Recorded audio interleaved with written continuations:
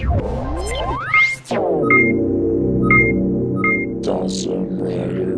YouTube, Dawson Ryder here with a review of S.H.Figuarts Wargreymon. You're probably thinking, Dawson, you already reviewed Wargreymon. But to Muraki, you're probably thinking, I don't even remember that because I didn't even watch that review.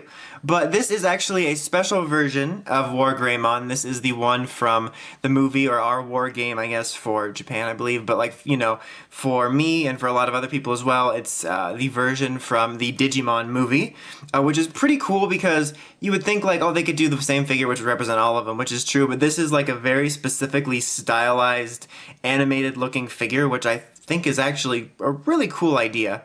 Just taking a very quick look at the box. Here's this little cool accessory here. It's actually just kind of a neat looking, very, I don't know, clean and pleasant looking box, I guess. That's really weird, just talking about a box. But you have a nice shot of the figure right there. There's just like the really cool, if you can see it all throughout, background of like what they fought in against Diaboromon. I think that's really cool. Another shot of the figure there. Same deal there. And on the back, again, filled with the background of what it looked like when they fought him, sort of profile of the figure. And then it shows that it comes with this thing, which is actually really neat, which I guess I'll start out the accessories with, which is like it comes with this little stand and this little picture of Tai, which is from the movie, you know, when he was talking to Greymon through the internet, which I think is just a really cool and kind of unique accessory. I just really dig that. They did do an Omnimon version of this, which did come out first, but I haven't gotten mine yet. It's on the way, but since this arrived first, that's why I am reviewing this first. As for accessories, he comes with 3 different sets of hands. I am the best talker of all time. One of the ones is the closed fist, which one of them's on him, one of them's here, which are the most generic, you know, standard Figuarts fist. And then you have 2 just sort of closed. Is this a closed Dawson? Classic me. Opened sort of claw hands. And then you have the actual metal claw hands, which are actual like little hands in the inside that you switch out. I gave him one of each, like as if he was in battle and lost one, but it's more accurate. It's like the Wargreymon version of breaking a nail.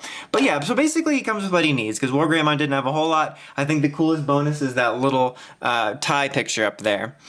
So taking a look at the figure, detail-wise, I think it looks pretty good. Like I said, I really dig the idea behind doing this sort of very stylized animated version, which looks like it did in the movie, which I think I would love to see more like that. I would love to see them make more Digimon Figuarts that sort of tried to emulate the way it looks in the anime even more, because the Wargreymon Figuart original was a good looking one, and then they did the designer version, but like I just really do dig this one. In fact, I think my only real problem with it look-wise is I feel the eyes are a little weirdly dead.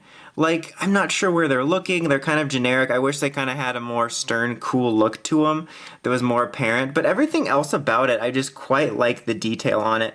And the coloring, which is kind of bright and cartoonish, which I just think is, I don't know, it's just really neat. I like what they did here with this. You can see there's the Crest of Courage there on the back. Also, another plus to this figure is, like all Figuarts, he's pretty much articulated the same, with the nice ball joint here, swiveling here, double elbow joint here, you got the swiveling at the fist, you got your ball joint here on the leg, swiveling, double knee joint, and then you have like actual like movement here on his foot, and the toe action joint just by having a really large foot, and waist and chest articulation, and the standard head and neck as well. But what I didn't mean like, oh, good thing about this figure is it has articulation. I meant that it's a very solid mold. As much as I do like the look of my original recipe Wargreymon Figuart, he did have some loose problems and sort of just feeling that lack of quality feeling, where it doesn't feel like he's got the tight joints and just kind of a looser feeling figure. And this one feels very tight. It feels, that sounded, nope. But you know, it feels like a good quality figure. You know, the joints feel tight. They don't feel like they're going to go loose anytime soon. A really good job on that. But yeah, I just really dig this figure. Like I said, the design I think is really cool on it. I really dig the cool little Tai background. I think just kind of adds a unique little accessory to it. Just overall, a really nice little figure. And if you're a Digimon fan or a Wargreymon fan, or specifically, I suppose in this case, a fan of the movie, then I can definitely recommend checking this out. I think it's really cool. Like I said, they've done Omnimon as well, and I hope that they do Garurumon, and I would love to see others in this style. I think that would be pretty cool, like Magnadramon or something.